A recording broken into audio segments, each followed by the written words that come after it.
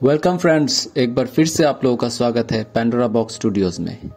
तो पिछले दिन हमने ये कैरेक्टर डिज़ाइन स्टार्ट किया था जो कि पूरा ब्रश एंड इंक के ऊपर था।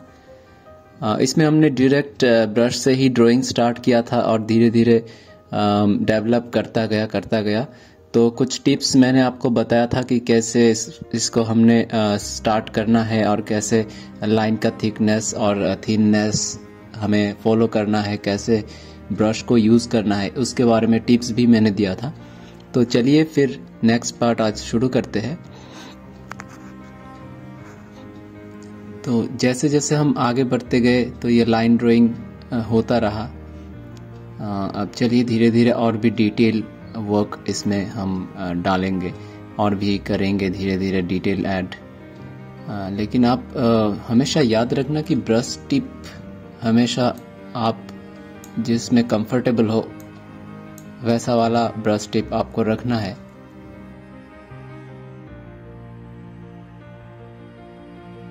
जितना आप ब्रश के साथ कंफर्टेबल फील करेंगे ना उतना अच्छा है। आप डर डर के मत कीजिएगा। डर डर के करने से क्या होगा, आपका लाइन का जो भी स्ट्रोक्स है ना वो कॉन्फिडेंटली नहीं आएगा। वो स्ट्रोक्स आपको बहुत ही ज़्यादा मतलब सोच के अगर लाइन ड्राइंग करेंगे तो वो कॉन्फिडेंट लूज हो जाएंगे आप, ठीक है ना। तो आपको ज़्यादा सोचना नहीं है, आपको बस ड्रॉ करना है। और सोचना इसलिए नहीं है क्योंकि इसके पीछे और एक रीज़न है, मैं ये भी डिटेल में बताता हूँ कि आप सोचना कब कम कर सकेंगे। ये सबसे इम्पोर्टेंट चीज़ है। आपको अगर डायरेक्ट पेन और ब्रश दे दिया जाए और आपको कहा जाए कि कुछ ड्राइंग करो तो आप सोच में पड़ जाएंगे। लेकिन आपका अगर मसल मेमोरी में ये सब कुछ है, सारा नॉलेज है और आपका प्रैक्टिस बहुत ज़्यादा है, तो only then you can draw without any fear. आपको तब डर नहीं लगेगा। तब आप एकदम आराम से हर एक डिटेल चीज़ें जो भी आपके विजुअल में आ रहा है ना वो आप लोग कर पाएंगे।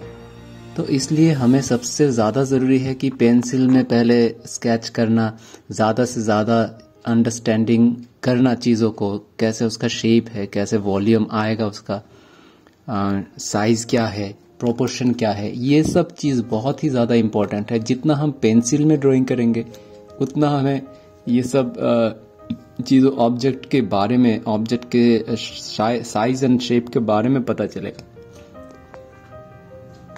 तो मैं आपको यही रेकमेंड करूंगा कि आप लोग ज़्यादा से ज़्यादा पेंसिल स्केच भी कीजिए।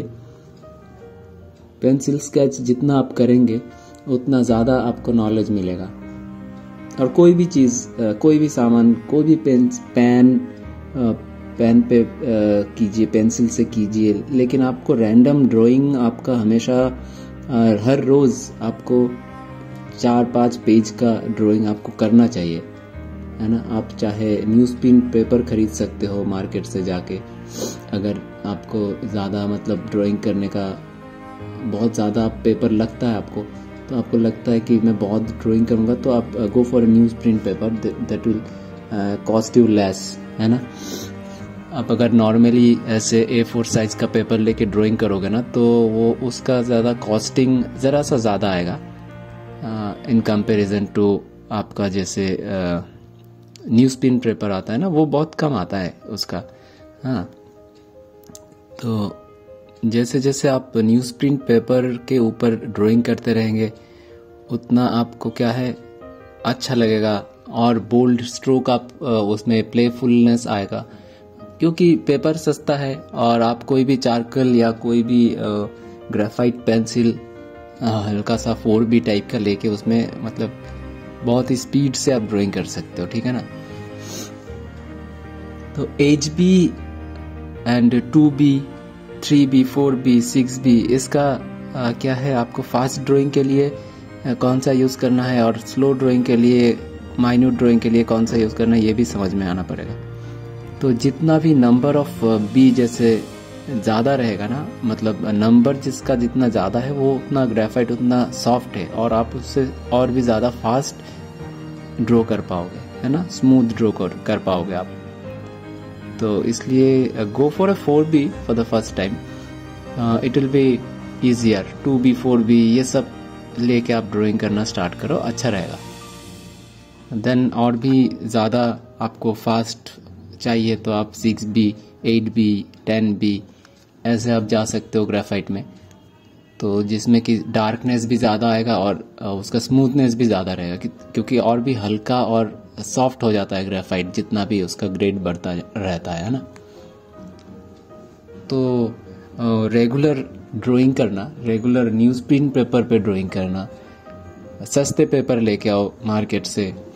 अगर आप लोग कोई भी मार्केट का मैं क्या सजेस्ट करूँ, कहाँ पे मिल सकता है आपको ये न्यूज़ प्रिंट पेपर, आपके नज़दीकी जो प्रेस है ना, न्यूज़ प्रिंट पेपर आपको नज़दीकी न्यूज़पेपर वाले प्रेस में मिल सकते हैं, आपको मार्केट में मिल सकता है। अगर आप कोलकाता से बिलोंग करते हो तो काफ़ी सारे जगह है, कॉलेज स्ट्रीट है, वहाँ पे जा सकते हो। अगर आप दिल्ली से हो तो उधर दरियागंज में हर संडे को मार्केट बैठता है, उधर जाके आपको बहुत सस्ते में आपको पेपर मिल जाएगा।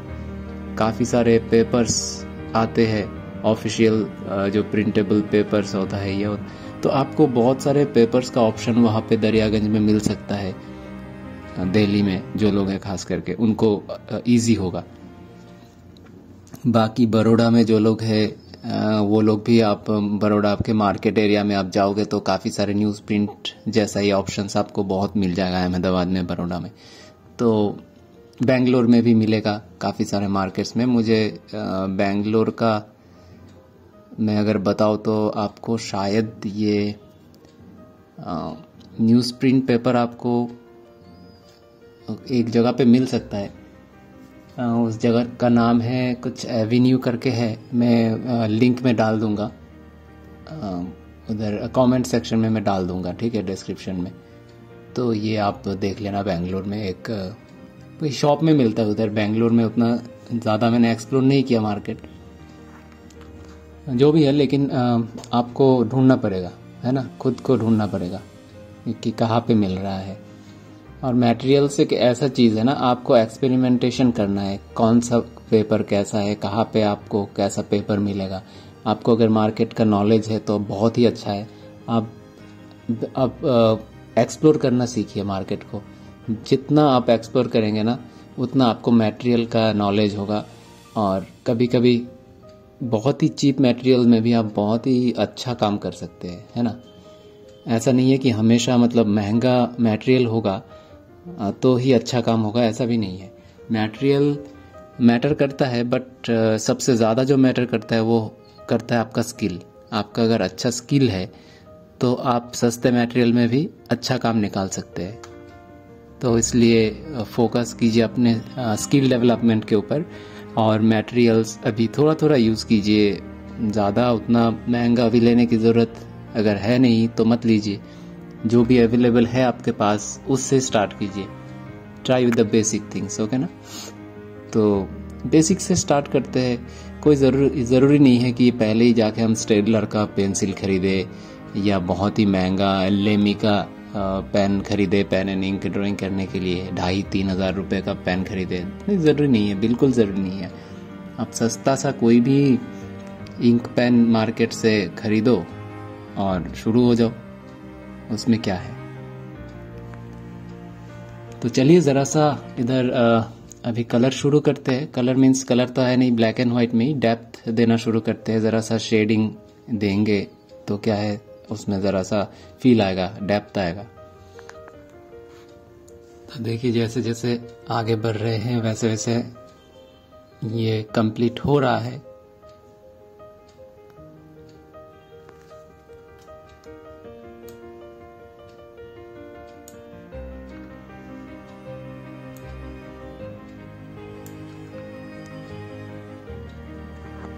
ज़रा सा स्पीड मेरे ख्याल से अगर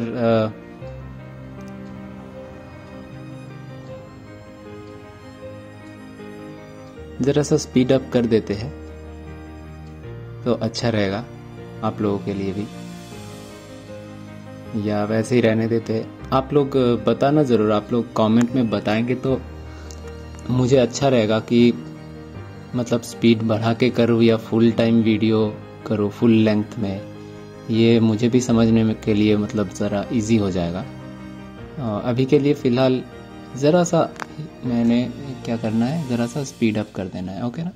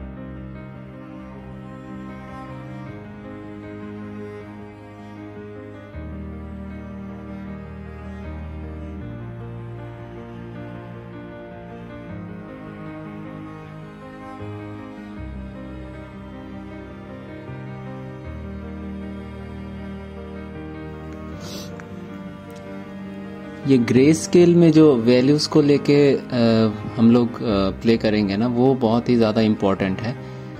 तो आप लोग ध्यान से समझिएगा कि ग्रे स्केल में कैसे काम हो रहा है। ये जितना जल्दी आप समझ पाएंगे उतना अच्छा है। और ग्रे स्केल में काम करने के लिए सबसे अच्छा है कि आप पेंसिल का यूज़ कीजिए, ज़्यादा से ज़्यादा स्केच कीजिए और कोशिश कीजिए कि ग्रे स्केल में चीज़ों को ड्राइंग करें, पेंसिल से ही वॉल्यूम निकाले पहले, तब आपका क्या है एक अंडरस्टैंडिंग बिल्ड होगा। और जितना आपका अंडरस्टैंडिंग क्लियर रहेगा उतना आप पेन एंड इंक में या ऐसे ब्रश पेन से या ब्रश से जब आप इंकिंग करेंगे तो आपका बहुत ही अच्छा काम निकल के आएगा।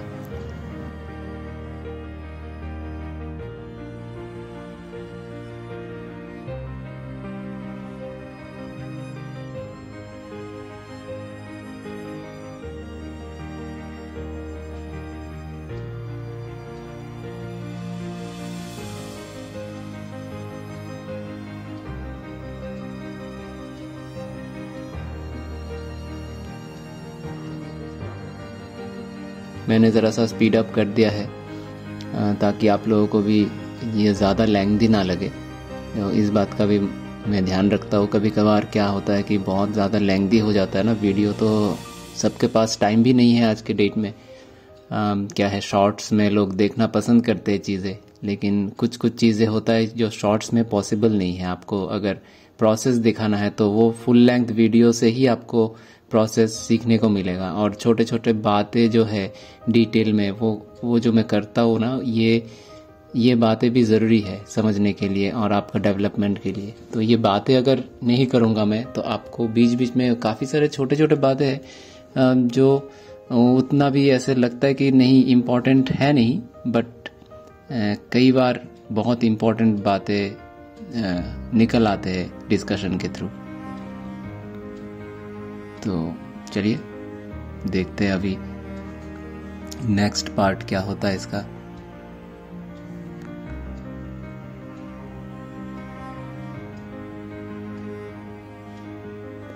नेक्स्ट पार्ट मतलब ये नहीं कि ये नेक्स्ट पार्ट में आएगा, ये पार्ट 2 में ही ख़त्म करेंगे हम लोग। नेक्स्ट पार्ट मतलब ये नेक्स्ट में जो पूरा ओवरऑल व्यू है उसको डेवलप कर रहे हैं।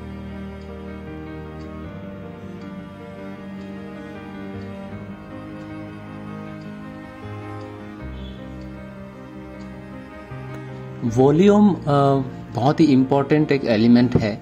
जब भी आप काम करेंगे आप ट्राई करना कि वॉल्यूम को निकालना।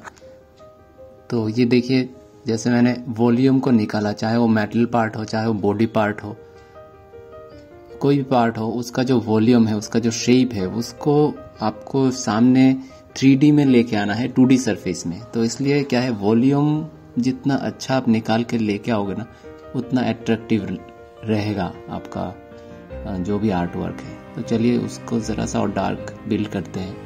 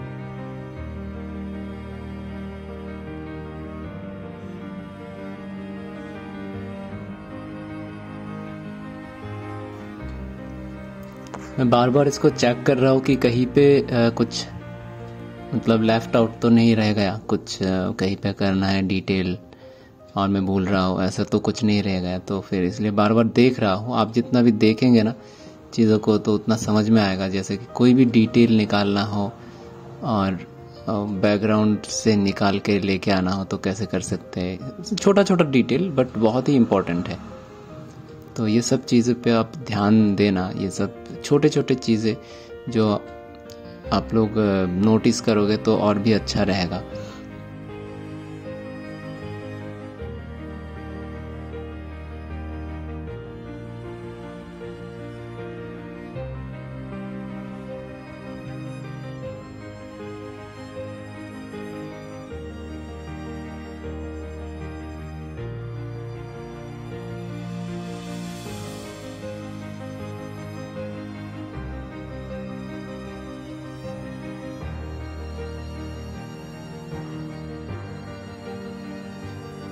और मैंने पहले भी बताया है कि जितना आप डार्क बिल्ड करते जाओगे ना आर्ट वर्क का डेप्थ उतना ही अच्छा होता रहेगा, लेकिन डार्क को हैंडल करना बहुत मुश्किल है।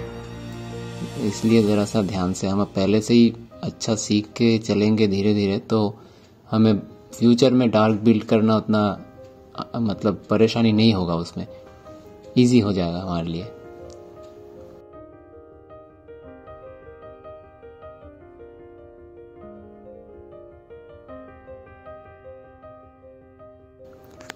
तो दोस्तों होपफुली आपको ये वीडियो अच्छा लगा और आप प्लीज़ अपने दोस्तों के साथ भी शेयर कीजिए जो लोग सीरियस है इस फील्ड को लेके आगे पढ़ाई करने के लिए और इंडस्ट्री में जॉब करने के लिए, उनके साथ आप ज़रूर शेयर कीजिए।